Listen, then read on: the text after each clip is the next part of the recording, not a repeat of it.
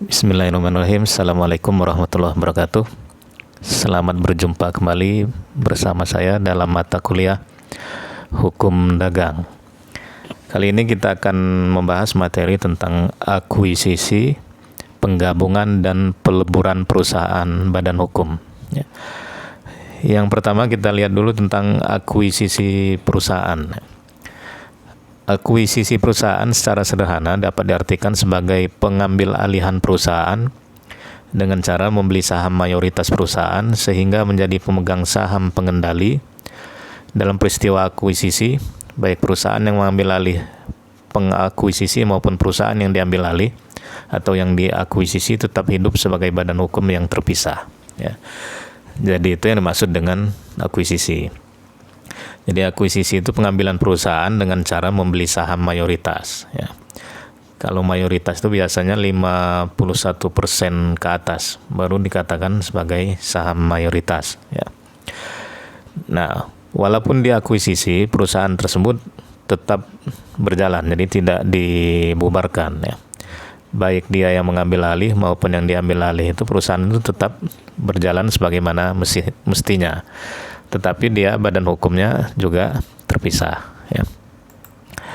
Nah, di dalam Kamus Besar Bahasa Indonesia itu mendefinisikan bahwa akuisisi adalah sebagai pemindahan kepemilikan perusahaan atau aset dalam industri perbankan terjadi apabila pembelian saham di atas 50%. Nah, ini yang dimaksud dengan akuisisi dalam Kamus Besar Bahasa Indonesia. Jadi sama intinya, jadi pemindahan kepemilikan perusahaan atau aset dengan pembelian saham di atas 50%. Akuisisi ini sesuai dengan pasal 1 angka 11 Undang-Undang Nomor 40 Tahun 2007 tentang perseroan terbatas dijelaskan bahwa perbuatan hukum yang dilakukan oleh badan hukum atau orang perseorangan untuk mengambil alih saham perseroan yang mengakibatkan beralihnya pengendalian atas perseroan tersebut.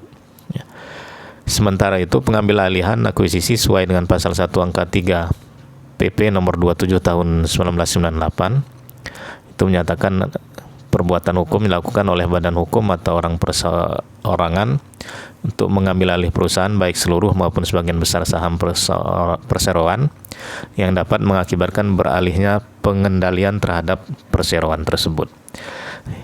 Jadi intinya sama sebenarnya apa yang dimaksud dengan akuisisi yang di dalam Undang-Undang Nomor 40 Tahun 2007, kemudian dalam PP Nomor 27 Tahun 98 atau di dalam Kamus Besar Bahasa Indonesia tadi. Contoh akuisisi adalah pengambil alihan saham mayoritas pabrik rokok asal Indonesia PT HM Sampurna oleh perusahaan rokok asal Amerika yaitu Philip Morris. Akibat akuisisi tersebut, kendali perusahaan PT HM Sampurna tidak lagi berada di tangan keluarga besar Sampurna, tapi sudah beralih ke tangan Philip Morris. Nah, ini contoh yang mudah. Kemudian yang sempat viral juga yaitu akuisisi Facebook dan WhatsApp atau WA. Pada tahun 2014, Facebook berhasil mengakuisisi WhatsApp dengan nilai 19 miliar US dollar. Akuisisi ini dilakukan demi mempercepat perkembangan Facebook di pasar-pasar berkembang di mana koneksi internet tidak terlalu mumpuni, tapi mayoritas penduduk memakai WhatsApp atau WA. Jadi Facebook juga pernah mengakuisisi WA dengan nilai 19 miliar US dollar. Maka sekarang yang menjadi pemegang saham mayoritas dari WA itu adalah Facebook. Nah, kalau kita pertama membuka WA itu nanti di bawahnya ada kata-kata Facebook karena memang mayoritas pemegang sahamnya adalah Facebook atau yang pendirinya yaitu Mark Zuckerberg. Nah, kira-kira gitulah baca namanya. Nah, jenis-jenis akuisisi ditinjau dari segi kekuasaan perseroan. Akuisisi itu ada akuisisi internal dan eksternal. Kemudian kalau ditinjau dari segi keberadaan perseroan, itu ada akuisisi finansial, yang artinya pengambil alihan perseroan yang kesulitan dana dan memiliki hutang yang besar, Setelah sehat, perseroan tersebut sahamnya dijual kembali dengan harapan mendapatkan keuntungan. Ya. Jadi memang tujuannya adalah untuk memperoleh keuntungan dengan mengakuisisi perusahaan itu. Kalau dari segi finansial. Ya. Jadi setelah diambil alih perusahaan itu, kemudian setelah kembali normal, nanti sahamnya dijual lagi dengan memperoleh keuntungan. Kemudian yang kedua, akuisisi strategis. Ini untuk menciptakan sinergi berdasarkan pertimbangan jangka panjang, sinergi finansial, industri, distribusi, dan pengembangan teknologi. Ya. Jadi kalau dia dari segi strategis, ya akuisisi itu untuk pertimbangan jangka panjangnya, ya, untuk pengembangan industri, distribusi, kemudian pengembangan teknologi, kemudian untuk sinergi finansial, ya, sehingga perusahaan itu menjadi kuat. Ya. Apa yang menjadi tujuan akuisisi? Nah, ini ahli ekonomi Indonesia Kwik Kian Gi menyatakan bahwa akuisisi bertujuan untuk mengurangi atau menghambat persaingan. Jumlah perseroan bersaing dikurangi karena kebijakan dipegang oleh satu kelompok perseroan atau oleh perseroan besar pengakuisisi. Nah, jadi itu yang menjadi tujuan akuisisi menurut Kwik Kian Gi. Jadi untuk mengurangi persaingan, ya. Jadi kalau sebuah perusahaan itu sudah diakuisisi, ya tentu saja akan berkurang persaingan yang bergerak di dalam usaha yang sama. Kemudian menurut Michael Hariwibowo, akuisisi bertujuan untuk mempertahankan kontinuitas bisnis, ya. Jadi mempertahankan keberlanjutan bisnis itu sendiri, ya, atau mempertahankan perjalanan bisnis. Hal ini dapat dilakukan dengan mengakuisisi perseroan lain atau jenis usaha yang ada dalam mata rantai bisnisnya, sehingga akan memudahkan kontrol atau jalur usaha yang ditempuhnya, ya. Jadi kalau dia ada perusahaan yang sama, ya, kemudian dia perlu untuk mengembangkan usahanya, maka dia perlu lakukan akuisisi ini menurut Michael Hariwibowo. Ya. Keuntungan akuisisi yang pertama, kelangsungan hidup perseroan terjamin karena makin kuat, ya, dengan adanya akuisisi ini. Perseroan akan semakin kuat karena sahamnya juga akan bertambah atau beralih ke orang yang memiliki kekuatan finansial juga, ya. Kemudian yang B, pengaruh persaingan dapat dikurangi, ya. Ya, dengan adanya akuisisi ini, ya, perusahaan akan bergabung. Tentu saja dia bukan akan menjadi saingan nanti, ya. Akan bersinergi. Jadi persaingan juga akan berkurang. Kemudian yang C, kedudukan atau keuangan perseroan bertambah kuat, ya, dengan adanya tadi itu sahamnya dibeli oleh orang yang memiliki kekuatan finansial, ya, maka kedudukan perseroan juga akan bertambah kuat. Ya. Arus barang ke pasaran juga terjamin, ya. Kemudian perseroan yang merugi menjadi stabil kedudukannya. Selanjutnya, kualitas atau mutu barang dapat ditingkatkan. Ini keuntungan dari sebuah akuisisi. Namun demikian juga ada kerugian kalau terjadinya akuisisi. Ya. Yang pertama, pemegang saham minoritas makin lama makin terdesak oleh pemegang saham mayoritas, dan akhirnya seluruh saham perseroan terakuisisi akan dikuasai oleh perseroan pengakuisisi. Ya, tentu saja ini karena ada pemodal yang lebih besar biasanya, dengan kekuatan finansial yang baik juga, maka lama-kelamaan pemegang saham minoritas juga akan tersingkir, ya. Karena dia sudah dikuasai sahamnya oleh pemegang saham mayoritas. Yang B, cenderung menuju pada pemusatan kekuatan ekonomi pada kelompok perseroan tertentu dalam bentuk monopoli. Ya. Jadi kalau perusahaan-perusahaan itu sudah diakuisisi oleh perusahaan-perusahaan besar dan dimiliki oleh beberapa kelompok atau beberapa orang saja, ya, maka itu akan menimbulkan monopoli. Ya.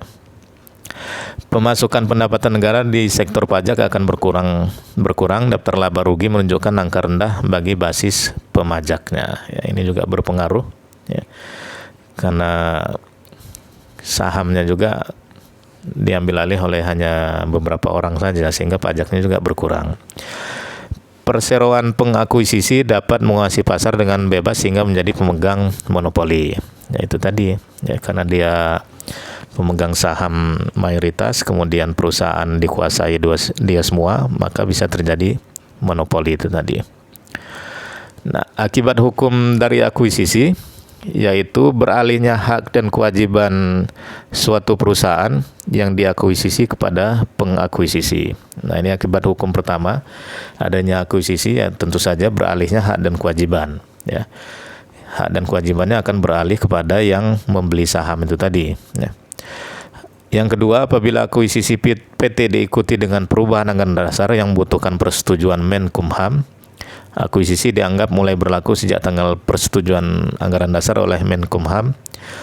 Kemudian apabila akuisisi PT disertai perubahan anggaran dasar yang tidak memerlukan persetujuan Menkumham, akuisisi dianggap mulai berlaku sejak tanggal pendaftaran akta akuisisi dalam daftar perusahaan, ya. Nah, jadi secara hukum juga tanggal pendirian perusahaan juga akan berubah, ya, karena terjadi perubahan pemegang saham mayoritasnya.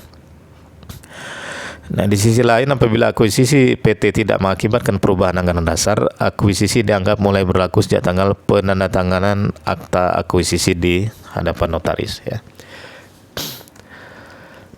Akuisisi adalah perbuatan untuk mengambil alih saham. Pengambil alihan saham dalam hukum Indonesia bisa dilakukan dengan berbagai cara, antara lain dengan jual beli, dengan penyetoran modal tambahan ke dalam PT, dan konversi piutang menjadi saham dalam PT. Selain itu, saham juga dapat beralih karena wasiat, hibah, maupun karena eksekusi saham yang dibebankan sebagai jaminan baik dengan gadai maupun fidusia. Nah, ini prosedur akuisisinya, ya. Jadi bisa dengan penyetoran modal tambahan ke dalam PT, bisa juga dengan mengkonversi piutang menjadi saham, kemudian bisa juga dari wasiat, hibah, maupun karena eksekusi saham yang dibebankan sebagai jaminan baik gadai maupun fidusia. Nah, itu terkait dengan akuisisi. Selanjutnya kita masuk ke tentang penggabungan atau merger perusahaan. Undang-Undang Nomor 40 Tahun 2007 tentang perseroan terbatas atau PT menggunakan istilah penggabungan sebagai pengganti terminologi merger, ya. Jadi di dalam Undang-Undang 40 Tahun 2007 itu istilahnya bukan merger tapi penggabungan. Merger itu kan bahasa Inggris, jadi di bahasa Indonesia kan menjadi penggabungan. Sehingga di dalam undang-undang tersebut pengertian penggabungan adalah perbuatan hukum yang dilakukan oleh dua perseroan atau lebih untuk meleburkan diri dengan cara mendirikan satu perseroan baru yang karena hukum memperoleh aktiva dan pasiva dari perseroan yang menggabungkan diri, beralih karena hukum kepada perseroan yang menerima penggabungan, dan selanjutnya status badan hukum perseroan yang menggabungkan diri berakhir karena hukum, ya. Nah, ini yang dimaksud dengan penggabungan. Jadi dua perusahaan atau lebih menggabungkan diri, kemudian salah satunya bubar perusahaannya. Jadi dia berdiri sendiri menjadi satu perusahaan sendiri, ya. Itu disebut dengan penggabungan, ya. Kalau yang akuisisi tadi tidak bubar, tapi sahamnya yang mayoritas diambil alih oleh orang lain. Nah, kalau penggabungan ini dua perusahaan atau lebih menggabungkan diri, kemudian salah satu perusahaan yang menggabungkan diri itu menjadi bubar, ya. Nah, unsur dalam merger yang pertama adanya perbuatan hukum. Kemudian yang kedua adanya dua perseroan atau lebih. Ya, kemudian yang C adanya tujuan yang sama, yaitu salah satu perseroan akan menggabungkan diri ke dalam perseroan yang menerima penggabungan. Dan yang D adanya keputusan yang sama, yaitu perseroan yang menggabungkan diri akan bubar. Nah, ini yang dimaksud dalam unsur-unsur penggabungan atau merger. Alasan dan tujuan penggabungan yang pertama, alasan penggabungan adalah beberapa perusahaan mengalami kesulitan berkembang, baik karena modal maupun karena manajemen yang lemah yang membuat mereka tidak mampu bersaing, ya. Jadi ini alasan pertama kenapa perusahaan itu akan menggabungkan diri. Kemudian yang kedua, tujuan penggabungan adalah memperbesar jumlah modal, menyelamatkan kelangsungan produksi, mengamankan jalur distribusi, memperbesar sinergi perusahaan, mengurangi persaingan, serta menuju pada monopoli. Nah, ini yang menjadi tujuan penggabungan atau merger tadi. Nah, aspek hukum penggabungan yang pertama, kepentingan perseroan, pemegang saham minoritas dan karyawan perseroan, ya. Jadi yang harus diperhatikan itu adalah kepentingan perseroannya, ya, pemegang saham minoritasnya seperti apa. Kalau terjadi perusahaan itu digabung kemudian salah satunya bubar, karyawannya mau dikemanakan, mau dipensiunkan atau mau digabungkan juga dengan perusahaan yang baru. Kemudian yang B, kepentingan masyarakat dan persaingan sehat dalam melakukan usaha. Kemudian kepentingan kreditor, ya. Ini tata cara merger. Dalam prosesnya, untuk menghindari hal-hal yang merugikan perusahaan dalam melakukan perbuatan hukum merger, maka perusahaan terlebih dahulu memeriksa dan melihat apakah proses merger yang dilakukan suatu perusahaan tersebut telah benar dan tidak bertentangan dengan peraturan perundang-undangan yang berlaku dan anggaran dasar, atau tidak ada hal-hal, kemudian ada hal-hal yang harus diperhatikan, ya. Jadi dalam melakukan merger ini ada beberapa hal yang harus diperhatikan bagi sebuah perusahaan. Yang pertama, direksi itu harus menyusun rancangan merger terlebih dahulu, ya. Jadi setiap perusahaan, ya, dia harus melakukan penyusunan dulu rancangan dia akan merger, ya. Ini diatur dalam pasal 123 Undang-Undang Perseroan. Yang akan dibahas diantaranya persoalan perkiraan jangka waktu pelaksanaan penggabungan, nama dan kedudukan dari masing-masing pihak, tata cara penilaian dan konversi saham perusahaan yang menggabungkan diri, laporan keuangan selama 3 tahun terakhir, kemudian neraca performa, hingga nama anggota direksi dan dewan komisaris, serta gaji, honorarium, dan tunjangan bagi anggota direksi, dewan komisaris perusahaan yang akan menerima penggabungan, dan beberapa hal lainnya. Nah, ini yang akan disusun oleh perusahaan yang akan melakukan merger. Yang kedua adalah meminta persetujuan rapat umum pemegang saham. Nah, ini juga sangat penting, ya. Apabila sebuah perusahaan itu akan melakukan merger, maka dia harus ada persetujuan dari rapat umum pemegang saham. Ini diatur dalam pasal 89 Undang-Undang PT, ya, yaitu 3/4 bagian dari jumlah seluruh saham dengan hak suara hadir dalam hal quorum kehadiran sebagaimana maksud pada ayat 1 tidak tercapai, dapat diadakan RUPS kedua. RUPS kedua sebagaimana maksud pada ayat 2 sah dan berhak mengambil keputusan jika dalam rapat paling sedikit 2/3 bagian dari jumlah seluruh saham dengan hak suatu suara hadir atau diwakili dalam RUPS, dan keputusan adalah sah jika disetujui oleh paling sedikit 3/4 bagian dari jumlah suara yang dikeluarkan. Ya, jadi kalau ingin melakukan merger atau penggabungan, ya harus 3/4 bagian dari seluruh pemegang saham itu harus hadir dalam RUPS. Kemudian dalam mengambil keputusan juga paling sedikit 3/4 dari yang hadir itu yang memberikan suara persetujuan adanya merger. Kemudian yang ketiga, mengumumkan ringkasan rancangan merger. Dalam pasal 127 ayat 1 dan 2 disebutkan, direksi perusahaan yang akan melakukan penggabungan atau merger wajib mengumumkan ringkasan rancangan mergernya paling sedikit dalam satu surat kabar dan mengumumkan secara tertulis kepada karyawan dari perusahaan yang akan melakukan penggabungan dalam waktu paling lambat 30 hari sebelum pemanggilan RUPS, ya. Jadi ini juga perlu diumumkan dalam surat kabar, ya, kalau akan melakukan merger, kemudian diberitahukan juga kepada karyawan secara tertulis 1 bulan atau 30 hari sebelum adanya RUPS. Kemudian yang keempat, hak kreditur untuk mengajukan keberatan terkait perbuatan hukum merger. Nah, ini juga harus diberikan hak krediturnya kalau dia mengajukan keberatan kalau dia akan melakukan merger, ya. Kreditur dapat mengajukan keberatan kepada perusahaan dalam jangka waktu paling lambat 14 hari setelah pengumuman. Selama penyelesaian sebagaimana maksud pada ayat 6 belum tercapai, penggabungan, peleburan, pengambil alihan atau pemisahan tidak dapat dilaksanakan, ya. Jadi kalau ada kreditur yang keberatan, ya, kemudian belum ada penyelesaian, maka itu juga tidak bisa dilanjutkan. Yang kelima, membuat akta merger di notaris.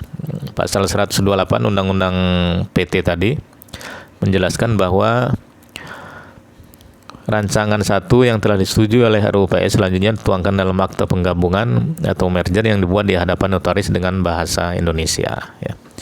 Setelah ada persetujuan dari RUU PS, kemudian dibuat berita acara, kemudian nanti dibuat di hadapan notaris, dan itu dibuat dalam bahasa Indonesia.